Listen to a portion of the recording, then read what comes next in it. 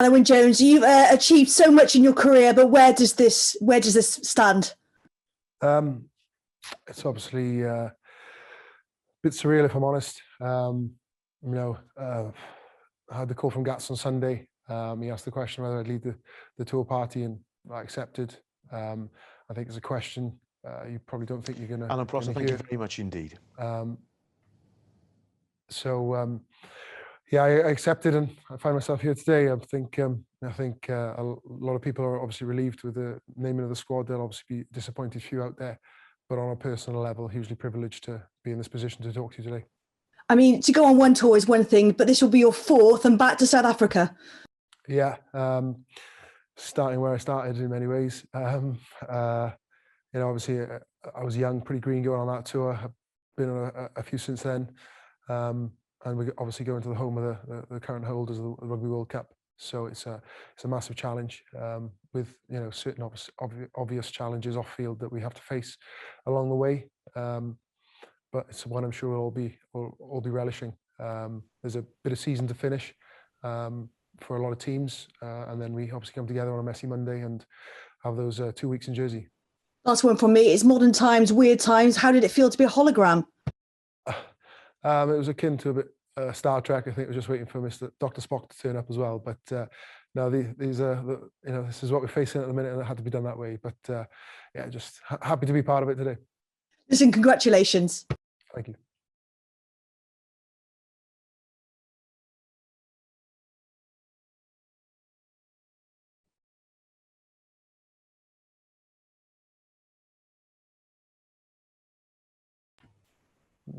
Anyone? Happy to carry on, but yeah. Talk to me. Obviously, you're unless anyone else wants to butt in, please do. But I'll carry on until someone does. You 10 of Wales and your teammates are going, including yourself. Some big names going, some big names not going. How do you feel for those on either side? Oh, it's very difficult. Obviously, there's always omissions, big name omissions. I think the fact that so many people had responded to the initial contact and wanted to go showed the appetite in the current climate is still there from players. It's definitely there from fans. I don't really want to talk too much about the players that haven't been selected. Out of respect for them, but obviously they'd be disappointed. But we need to be very clear in the fact of before the plane takes off, the squad could still change with, obviously, like I said, the domestic rugby that has to carry on. And I'm sure everybody that said they're available, will be ready and raring if the call has to come because of any changes. I'm going to carry on until someone butts me out. John Dawes was laid to rest. He's arguably one of the greatest Lions captains. Almost to the 50 years to the day that the Lions went out on their first tour. Thoughts on the connection and how fitting it is that you've been named captain today? Yeah, obviously, I think he led the tour in 1971. I said in the initial interview I did this morning that you become a Lion and you have that custodianship of Lions rugby. The home nations become linked, and it happens every 4 years, and has done for a long time. To be added to a list of captains is synonymous with the tours that have gone before is surreal, and I don't think there's any irony that John Dawes is being laid to rest today, and it's hugely significant for me. Talk to me about how your friends and family, I bet your phone's been going off. A proud moment for you all. Yeah, very much so. I kept the initial news pretty close to my family for obvious reasons, and a request to Gats. Like these things these days, the rumour mill starts, and it's been going a while anyway. But obviously, since Gats has told me, it's sort of the hype has and the snowball has started rolling. The last 48 hours has been pretty interesting, but it's nice to be out there and named with a squad, and just hugely proud to be able to represent my family and have all the support that they've given me over the years. Alun, it's Kenneth Davis here from BBC Wales. Many congratulations. I just wanted to touch the Six Nations, perhaps unexpectedly, perhaps in some circles, one of the most exciting for years in terms of games, tries scored in very tough circumstances. How much of a balancing act is it in terms of of maintaining that mindset, and between that and I suppose the brute force needed to win a series in South Africa? Yeah, I think you look at the Six Nations as a whole and how competitive it was. It's reflected in the squad selection, I feel. Yes, there was a lot of expansive rugby played out as well, and the tries showed that, but it comes from somewhere. It comes from set piece. It comes from go forward, and it's sometimes the higher up the tree and the more elite and more professional the game gets, the simpler it gets as well. And I think you look at the South African style of play in the Rugby World Cup and how dominant they were at set piece, and particularly a kicking game, etc. And that won them a World Cup. A lot's been said. They haven't played a lot of rugby, but we're too well aware of how prepared they're going to be. I think focus on ourselves. You look at a Lions side hasn't come together for 4 years, so to a degree we're in a similar boat. But I think the Six Nations is very much reflected in the squad, and that element of physicality, intensity. I'm sure we'll train throughout, and Gats has been pretty candid in saying that from the outset. I think it was Jim Telfer that said the easy bit is past in terms of selection. Not that is easy at all. The odds are usually stacked up against any Lions tour, given the time, the constraints, 4 countries coming together. I suppose Alun Wyn even more so this year, given the circumstances that we find ourselves in.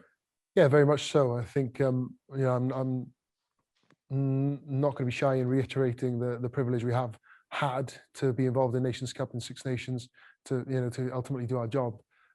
That's carried on to the Lions. The fact that we're going to be bubbled up, we can turn into a positive in the fact of we can create that siege mentality. We get to spend more time with each other. We'll have less bases, so be able to have more recovery time. So there's certain little wins from a logistical point of view we'll have as well, and from a team point of view. But obviously, the jeopardy that we've faced, or the Lions has faced, before naming the squad, before even going, are all things that make the tour itself more significant, and obviously make the opportunity even more special this year. Diolch, pob lwc. Diolch yn fawr. Alun Wyn, are you expecting South Africa to be playing a roughly similar style to what they would have been doing during the World Cup, considering they haven't had an opportunity yet to play since then, and try out new things or try out new players? Would the homework you would have done from the World Cup be hugely important still? I think in many ways we'll be forced to do that, because that was the last bit of rugby we saw, I suppose. But also it's a dangerous thing to do as well. There's that element I said, we've got to focus on ourselves and prepare ourselves and the squad we have and get that cohesion. It's been disappointing that probably for us and the South African sides, that they couldn't get involved in the Rainbow Cup in the end.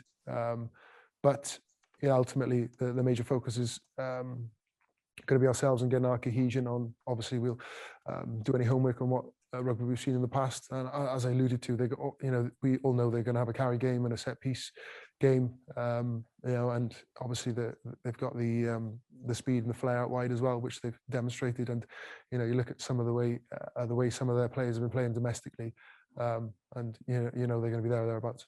And if I could just ask one more as well, just to bring it back to yourself personally, would you ever have thought 12 years ago when you were traveling to South Africa back in 2009 that this would be the first of 4 tours and you'd be a captain for one of them as well? I'd be lying if I said yes, but I think there's very few opportunities you get to see and feel the romance involved in sport, and potentially I felt a little bit of that today, but as has been said, the hard work starts now. Alun, firstly, congratulations on being announced as a tour captain. This isn't your first rodeo for the Lions against the Springboks. What will you be expecting from them, taking into consideration the possibility of having fans in the stadium? I think if we could get some fans, I think it would be great for the game first and foremost. It's hugely disappointing that there's highly unlikely we'll get travelling fans out there.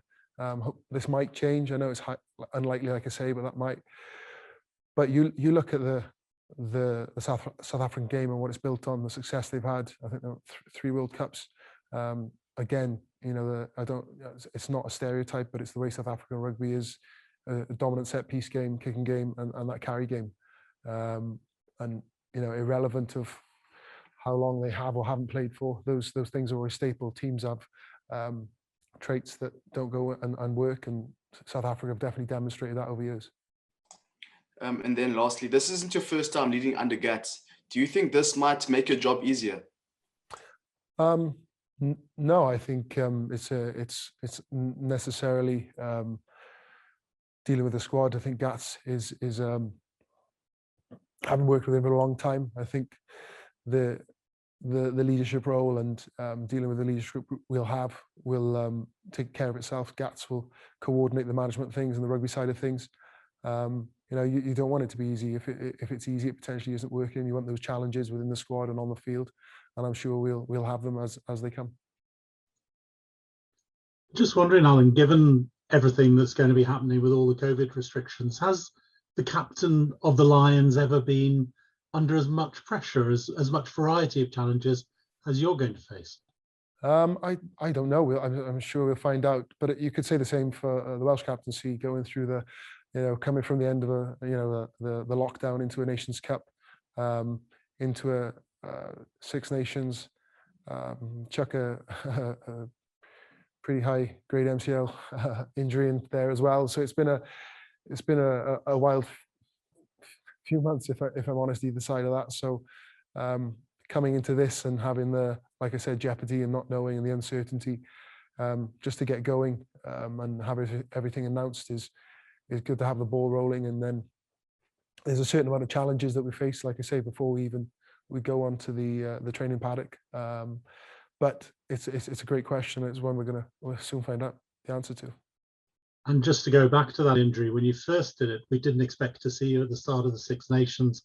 Lots of people were thinking this Lions chance must have gone. Was there a period over that period where you thought that, and did the Lions tour spur you on for that quick return? I think first and foremost, I wanted to get back with the Ospreys because, you know, we hadn't featured since the end of the 2019. You know, we went straight into that lockdown after, the end of the 2020 Six Nations, and I played the 4 games before the Nations Cup and then missed the Christmas period. You know, I was trying to get back before, if I'm honest, to play for the Ospreys, and made it to the first game of the Six Nations, and you know, went pretty well. I've been able to feature for the Ospreys since, but my focus was the Ospreys and Wales. Lions was obviously pretty much determined on, you know, your club form to play international and then your international form. So I was fortunate. I didn't need the operation and was able to feature, like I say. Thanks.